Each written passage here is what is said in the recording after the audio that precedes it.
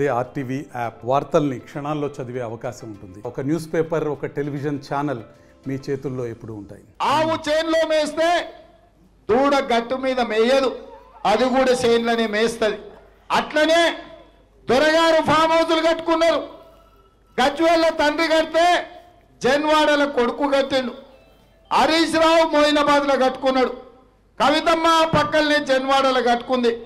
దొరలందరూ form హౌసులు కట్టుకుంటే Kaleshwaram project కాలువలు వాళ్ళు ఫామ్ హౌసులకు తీసుకెళ్తే దొరల కంటే నేనేం తక్కువ తిన్నా, దళితున్నైనా నాకు కూడా ఫామ్ హౌస్ ఉండాలని మీ ఎమ్మెల్యే ఇక్కడ ఫామ్ హౌస్ కట్టుకున్నాడు. దానికి నీళ్లు తీసుకుపోనికే పక్కోళ్ళ భూములు ఆక్రమించుకున్నాడు. పేదలు భూముల కోసం పోతే సమస్య పట్టించుకోకపోతే ఎమ్మెల్యే అధికారిక ఆఫీసు ముందే ఒక దళిత బిడ్డ శ్రీనివాస్ ఆత్మహత్య చేసుకొని చచ్చిపోయిండు. ఏంటి మీ ఫామ్ హౌస్ కోసం ఎంత చేశారా? నువ్వు అట్లా కదా ఒక ముచ్చట. పాపం ఆయనకు తెలియదు కదా, రేవంత్ రెడ్డి తెలియదు. ఇదే రేవంత్ రెడ్డి తెల్లారి ఏం చెప్పినాడు, అసలు రసమై బాలకిషన్ ఎంతో గొప్పడే, తెలంగాణ ఉద్యమం ఎన్ని పాటలు పాడిండు, అసలు ఇట్లాంటివానికి మంత్రి ఇవ్వాలి, ఇట్లాంటివానికి చేయాలని అదే రేవంత్ రెడ్డి తెల్లారి అదే పాదయాత్రలో మాట్లాడిన సందర్భం అది కూడా ఉన్నది. దాని గురించి ఆయనకు తెలియదు పాపం. అసలు ఫామ్ హౌస్ అంటే ఏంటిది నేను అడుగుతున్నా మిమ్మల్ని చెప్పండి. ఫామ్ హౌస్లు అనేది ఏమంటే బాయికాడ ఇల్లు కట్టుకుంటారు, దొడ్డికాడ ఇల్లు కట్టుకున్నట్టు అని మనం ఇంగ్లీష్లో ఫామ్ హౌస్ అంటున్నాం. దానిలో ఏం లేదు. బాయికాడ ఇల్లు మీరు చెప్పండి. అసలు వ్యవసాయ క్షేత్రంలో బాయికాడ ఇల్లు కట్టుకునేటోళ్ళు ఇట్లా మాట్లాడుతూ ఉంటారు. రసమై బాలకృష్ణ ఒక దళిత బిడ్డ అయితే అరే ఉండదంటే ఏంది అంత బాజాబ్తా ఉన్నది. నాకు ఇంకా విషయం చెప్పాలి. మీ ఫామ్ హౌస్ కోసం దారి మళ్లింపు నేను నన్ను అడిగినా నేను చెప్పాలి కదా. ఒకటే రెండు విషయాలు దయచేసి. రసమై బాలకృష్ణ అనేటోడు 2001లో గోషిగంగడితో వచ్చినోడు కాదు, వాళ్ళకి తెలియదు. ఐఎమ్ టీచర్, నేను ఒక హెడ్ మాస్టర్ను, మీకు ఆ సంగతి తెలియదు. నేను ఒక హెడ్ మాస్టర్ను. రసమై బాలకృష్ణ అన్నాడు ఇంటర్మీడియట్లో ఉన్నప్పుడే పాటలు పాడి క్యాసెట్లు ఎత్తుంటే లక్షల రూపాయలు పొన్నాల దాబా ఎక్కడ పోయినా నా పాటలు వినబడేటివి. నేను అప్పటికే మీకు ఫామ్ హౌస్ అనేది నాకు 100% ఉన్నది. ఫామ్ హౌస్ కాదు, నాకు ఇల్లు లేదు, నేనే వ్యవసాయంగా. నా తల్లి ఎప్పుడు కూడా పంట పండించుకొని మనల్ని సాధలేదు, పరిగెరికి వచ్చి సాధిన ఒక దళిత కుటుంబంలో పుట్టిన నేను.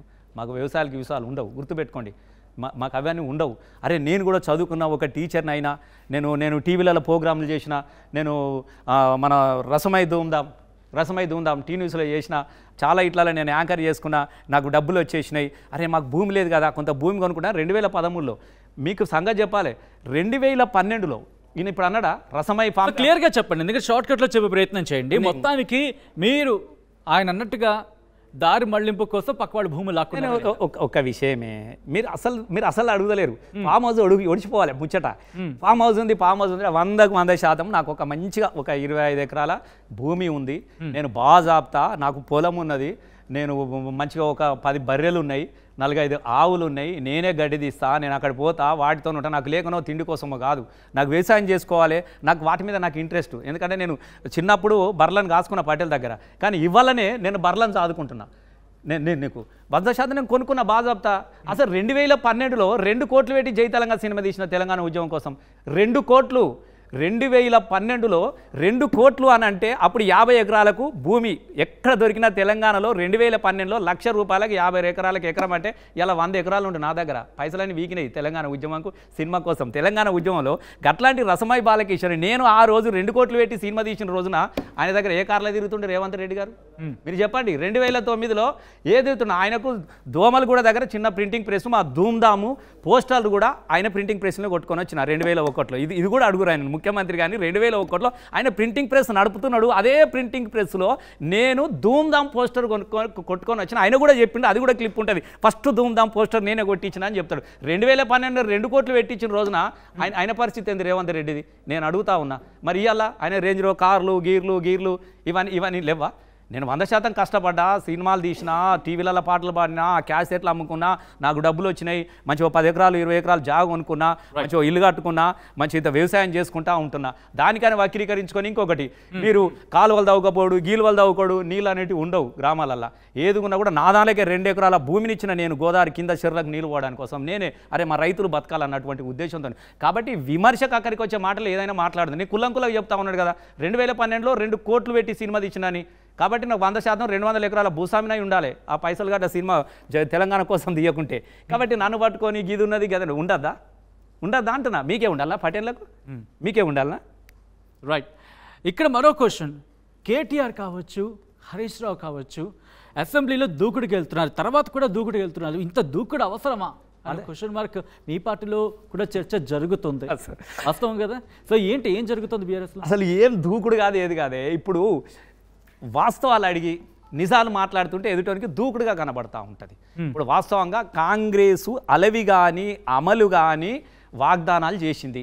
అవి ఇలా ప్రజాసాక్షిగా, ఇలా అసెంబ్లీ సాక్షిగా ప్రజల ముందు ప్రజల అవసరాలను ప్రశ్నించినప్పుడు వాళ్ళకి దూకుడుగా కనబడతా ఉన్నది. ఎప్పుడు కానీ విజ్ఞానవంతులు, తెలంగాణ ఉద్యమంలో నడిపించిన వాళ్ళు, ప్రత్యక్షంగా పాల్గొన్న వాళ్ళు, హరీష్ రావు కానీ కేటీఆర్ గారు కానీ మాట్లాడుతూ ఉంటే అసందర్భమైనటువంటి అబద్ధాలకు సందర్భంటి ప్రజలకు ఏదో రకంగా అభూత కల్పన కల్పించే మాటలు ఎప్పుడు కూడా మాట్లాడరు వాళ్ళు. మీరు ఎప్పుడు కూడా గుర్తుపెట్టుకోండి. కాబట్టి ఉద్యమంలో లేని వాళ్ళు, ప్రజలకు సంబంధాలు లేని వాళ్ళు కాబట్టి వాళ్ళకి అట్లా కనబడతా ఉన్నది. దానికి మనం ఏం చేయలేం కదా. మరో క్వశ్చన్ ఇక్కడ, కవిత అరెస్టు, కవితను అరెస్టు చేస్తుంటే మీరు ప్రభుత్వంలో ఉండేవారు అని చెప్పి ఎప్పుడైనా అనిపించిందా? అటువంటి డిస్కషన్ ఏమైనా జరిగింది? ఎందుకంటే మీరు బీజేపీ ఒక్కటే అనే మాట బలంగా కాంగ్రెస్ తీసుకువెళ్ళింది అనే మాట ఇన్ఫాక్ట్ మీ పార్టీలో కూడా చర్చిస్తున్నారు. ఈ నేపథ్యంలో ఈ పాయింట్ ఎప్పుడైనా అనిపించిందా? మీరు ఒకటి గుర్తుపెట్టుకోండి, ఎవరు ఒకటి అనేది మనం ఇటీవల మనం చూస్తూ ఉన్నాం కదా. ఇప్పుడు రెండు జాతీయ పార్టీలు కూడా కూడబలుకుని అయితే నువ్వన్న ఉండాలి, నేనన్నా ఉండాలి, కానీ ఈ స్టేటోడు ఉండు ఏందన్నటువంటి భావనతోని వాళ్ళకు విభిన్నమైనటువంటి పిల్లి ఎలకకు ఎప్పుడు కూడా కలవదు. కానీ తెలంగాణలో మాత్రము పిల్లి ఎలక రెండూ ఒకటైపోయి దాడి చేస్తున్నటువంటి సందర్భం కూడా మనకు కనబడతా ఉన్నది. వాస్తవంగా కవిత ఇష్యూ అనేది ప్రజల ఇష్యూ కాదు, ప్రజలకు సంబంధం లేని ఇష్యూ. అది ఏదన్నా ఉన్నదనుకో, చట్ట పరిధిలో వెళ్ళినప్పుడు ఆమె మీద వచ్చినటువంటి ఆరోపణకు ఆమె ఈడి దగ్గరికి వెళ్ళింది, ఆమె వాళ్ళు అడిగిన క్వశ్చన్లు చేసేసింది, తర్వాత చట్టం ద్వారానే నేను ఎదుర్కొంటా అని చెప్పింది, ఆమె పోయింది, కోర్టు పరిధిలో అది ఉన్నది. అది దీనికి సంబంధం లేనటువంటి ఇష్యూ. మిగతా ఇష్యూ ఏదైతే ఉన్నదో మీరు రెండు పార్టీలు అనేది ఇలా మీకు కనబడతా ఉన్నది. బండి సంజయ్ మీటింగ్ పెట్టి టీఆర్ఎస్ పార్టీని తిడతాడు, రేవంత్ రెడ్డి మీటింగ్ పెట్టి టీఆర్ఎస్ని తిడతాడు. అంటే మీ ఉద్దేశం ఏంది? వాస్తవంగా అధికారంలో ఉన్నది కాంగ్రెస్, మీకు వాళ్ళకు పడదు. జాతీయ స్థాయిలో ఏమి నడుస్తూ ఉన్నది? పొద్దున్న లేస్తే మోడీ గారు కాంగ్రెస్కు హటావో హటావో హటావో అని చెప్తా ఉంటాడు.